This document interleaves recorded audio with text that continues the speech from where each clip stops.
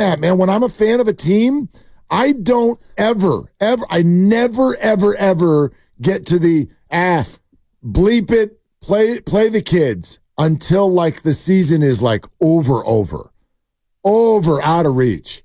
I would never do it based on how bad it looks in that moment. Do you know what I mean there? I do. I'm not disagreeing with any of you who think the Giants look like absolute junk right now. Agreed. Acknowledged. Are we good there? Agreed and acknowledged. They look bad. And we've reached a spot where it doesn't matter anyway. They're all hurt, and so the kids are coming up. Right. But this thing that happened even to the Warriors, come on, Willard and Dibs. They're not going to win. They're old. Play the kids. I would never, ever get there when there's a chance. Even if it's just a chance. Like the Giants season is not even in the area code of over. They're 19-23 on May 13th. They do not look good. But is this a wild card team? You could like, I don't think that's out of the realm of possibility. Well, the Padres are the third card right now, and they're 22-21. Okay. So your standard for being the third wild card is 500 right now. Well, you're going to have to win. Yeah, you got to win more games than you lose. Yeah. But that's not out of the question. But you don't have to win 90. You probably can get there winning 85. Sure. Or be in it. Right. So, like, I just, but is that, am I on an island? Am I in the minority? No, you're not. I don't ever want to see a team do that just because I don't like the way they look in that moment. Do you know what I mean? I know exactly what you're saying, and for me, it's not a blanket statement of, well, this is not going well, so play the young guys. In other words, bring them all up and play them all and get rid of everybody. But I do look at certain players, and Austin Slater's been the big pincushion for Giants fans, and 39 at-bats is all he's had this year. He's hitting 128, and he has not looked good. He's got no doubles, no triples, and he's got no home runs. He's driven in one run. So for me, it's not about a blanket statement of pull the plug on the year, bring them all up, play all the young guys, give me Wisely, give me Matos and Ramos, and bring up Luciano and all the rest of it. I do look at it, though, from individual player standpoint, and right now Austin Slater is the one guy, and I know he's hurt, and they're all hurt, so right now is not really the time to talk about it. But going forward, I look at it on an individual basis. And if you have a veteran who is struggling, and he has been struggling now for more than just 39 at-bats, that's where I think you can start to bring young guys up, give them a chance to play, and let them go out there and see what they can do. I think that's okay to do. I'm only okay with it if an organization looks at it and goes, he can help us win. Right. That's for me, but that's a very important distinction, I think. Yeah. I think. The distinction is I don't ever get to the spot where you're like, oh, just play him and see what he can do. Let's see what he can do. I don't want to let's see what he can do. If you think he can help you win, then let's do it. If you don't think he can help you win, don't do it until winning doesn't matter anymore. We're not there yet. We're not even close to there yet. So that's what I don't understand. And I felt this on and off with the Warriors season too. It's not that anybody is sitting there thinking, hey, they could go on a run. They could win it all. I didn't think they could win it all. Did I think they could beat the Kings on a Tuesday? Maybe. Could they get into the playoffs? Could something interesting happen there? They won more games than they lost, a significant number more than they lost. That's not see what he can do time, if you ask me. That's never, I don't ever want to be a fan of a team that does that. That's why Guru lost his bananas for the last 3 weeks about the Pirates. There are teams that are perpetually in this state of, well, let's see what he can do. Because nobody gives a rip if they win. I don't ever want that for these teams. This market is too big. These teams have had too much success at certain points in their history. I don't ever want the team to just be like, let's see what he can do. Try to win. And if you fail, then you can go see what guys can do against Major League pitching. But that, to your point, is September. And if you get to September 1 and you're 10 games out of the wild card, then, okay, we can start to bring up Whisenhunt, and we can start to look at all these other prospects and see what they can do in 4 weeks of Major League Baseball. But you're not there in May when you're 2.5 games out of the wild card and you're facing the Dodgers. I do think that the Warriors comp is an interesting one because they did play young people this year. They played Podjemski. They played him a lot early, and they played him throughout the year, and it's because he earned it. Right. He showed that he was going to help you contribute toward winning. They thought he could help them win. That's the thing. Exactly. And TJD, same thing. When they went to him, and fans want to say that they should have gone to him earlier, well, they thought that was a time where he could contribute to them winning, and he did. He played well, and they won some games, and that's why they went to him there. And baseball's a little tougher because it's individual, and also you get to a spot where you've got guys like Austin Slater who are all out of options. So if Slater's not hurt and you're going to make a move for Austin Slater, well, you're saying goodbye. That's it. Slater is gone, and that's just the way that goes. And I know a lot of people are like, fine. I'm fine with that. But I don't, like, that's just not the way, it's not the way an organization operates. Right. And there's plenty of time for that. That's the other thing. Like, there's plenty of time for all of this. One thing we also never think about, or I shouldn't say never, but very often we don't, is that the right thing for the player? Is that the right thing for the player? We had a whole conversation. I'd love to actually have this conversation with you, but Ephraim and I last night had a whole conversation about like the whole LeBron and Bronny thing, and the only perspective anybody ever seems to talk about it, well, LeBron wants to play with his son. So, you got to draft him. It turns out he's not 6'4", he's 6'1". He scores 5 points a game. He had a heart condition. He's not very good college basketball player, but his dad wants to play with him. Has anybody ever stopped to ask if that's best for him? For Bronny. Is this the best thing for your career to just go firing into the NBA? No, of course not. Even though you're not ready for it, and some team's going to waste a pick on you because they actually just want your dad on their team.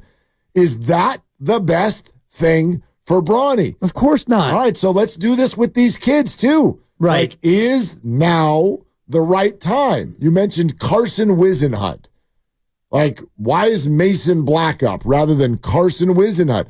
Because they have decided that now could be damaging if they bring him up and he gets shelled by Shohei Ohtani. It's not good for the psyche. Right. They need the psyche to be bulletproof, quite frankly, to be a pro athlete.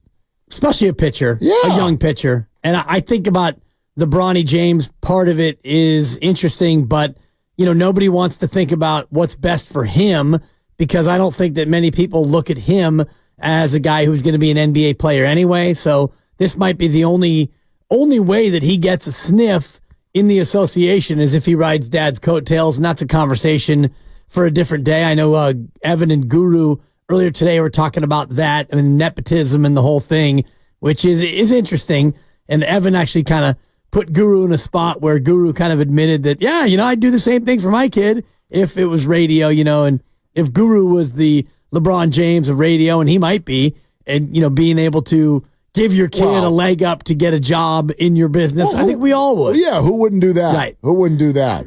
But I think there's a larger conversation to ask if sometimes, in this case, the dads are thinking a little bit too much either about themselves or watching this through their lens.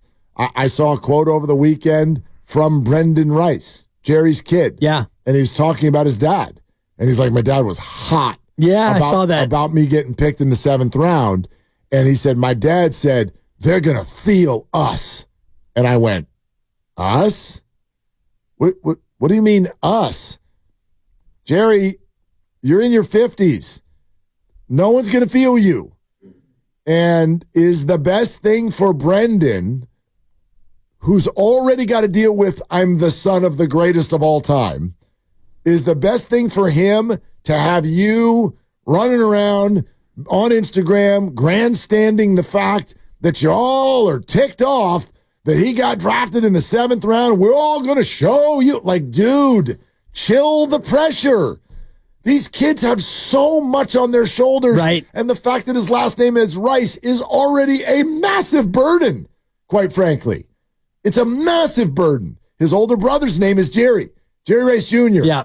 It didn't go well for him to walk in and be like, hi, my name's Jerry Rice Jr. I'm a wide receiver. Everyone's like, oh, my God, I bet you're like the best thing that's ever happened. You better be. Turns out he's not. And now he, I think, works for Hewlett-Packard or something like that. Wow, there's a poll. Something. Yeah. You know what I mean? Like a lot of pressure. Yeah. For sure. And I think the pressure for these baseball players, like you mentioned Carson Whisenhunt, and you look at what he's doing in Sacramento, and he has a 7.01 ERA. And that's partly why he probably didn't get the call and Mason Black did, because he's not ready. He's not ready. And as he's gone through the system and now he's at AAA, he's struggling. And I do think that it's a little bit of a blessing for Ramos and Matos and even Casey Schmidt that they're getting the recall now, Brett Wisely as well. They're getting recalled out of desperation and necessity. So the pressure is a little bit lessened because, A, they are only being recalled mainly because of need, and also the idea of a born-on date. Once these guys come back, you mentioned it before, they're probably going back down to AAA. When you get healthy players come back and take their rightful spots, maybe. You would figure, unless you do something so profound that they cannot help but keep you. Well, in theory, someone, if your point is you're bracing yourself for Jung-Hoo Lee to be out for the year. Yes. Well, then someone stays. Yep. There's a roster spot. I suppose maybe it'd be a utility spot if Fitzgerald plays more outfield at that point. Like I would say there's a healthy chance right now that Matos is going to stay for the rest of the year, or Ramos. Right. But Matos is playing center field tonight, and I've seen a couple people bat this around on social media today. That's a little bit of a nod. There's a little something there that Matos is playing center and not right. Right. Yaz can play center. He's actually pretty good at it. Matos came up last year. They didn't like his defense. They didn't think he was ready. So Yaz could play center and Matos could play right. And that's a little bit less risky. But they're giving Matos center because I think maybe there's a little bit of there's a shove there. Maybe they know. I bet they do know. Like maybe Jung-Hoo is out for a long time. And the thought is today, hey, let's see if you can do it. We worked with you now for 8 months on the defense that we didn't like last year. Are you better now? Go take center field and see if you can keep it. We'll see. Yeah, because you're right. Yaz can very easily go in there and play center, but he's one of the best right fielders in baseball. Yep. So you don't want to weaken two spots, although him in center is probably not weakening it. Maybe he's not as good as Jung-Hoo Lee, but you don't have that luxury because Lee, I think Lee is going to be out for a pretty profound amount of time. I don't know when we're going to get the MRI results, but we'll keep an eye on that when it possibly gets released. I don't know if that happens before the game tonight or post-game. I would imagine in the coming days or day, we're going to find out more definitively about how long he's out. No doubt. And I think you're right about the indication that, go out there and play center. Show us. You got the Dodgers here, the best team in baseball, and you're going to be in there. We'll give you the series, and you show us what you can do out there in center field. Should be easy to play outfield against the Dodgers. Just stand on the track.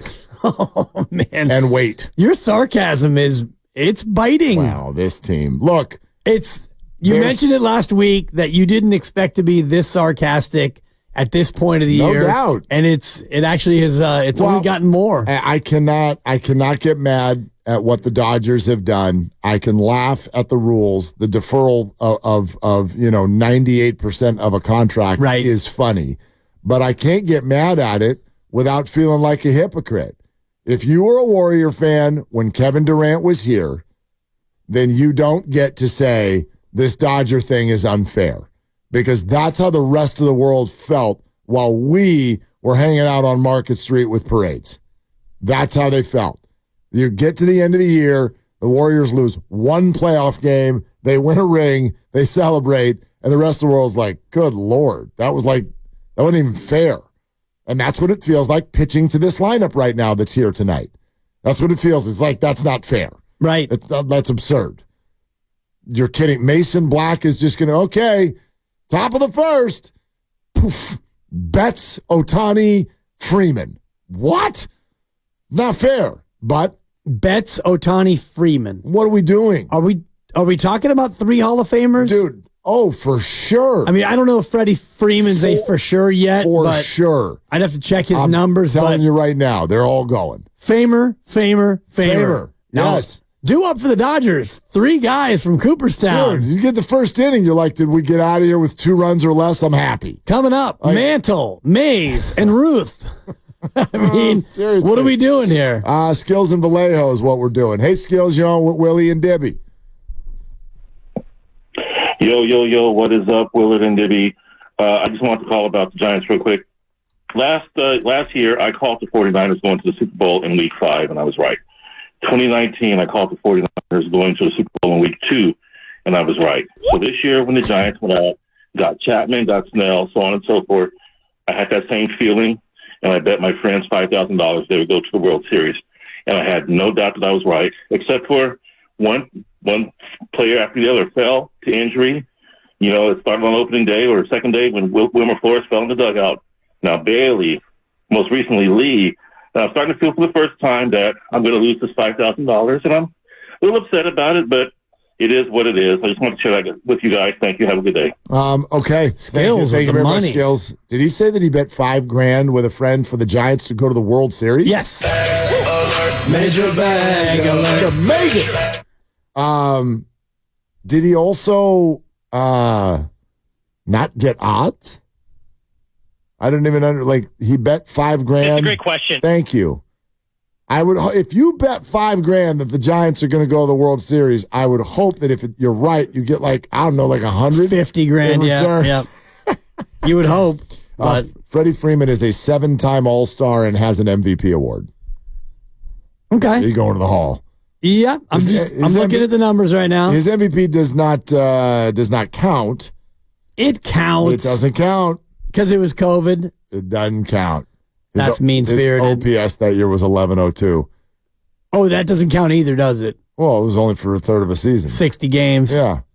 I mean, it counts. You were the best player that year. Yeah. Or that third of a year.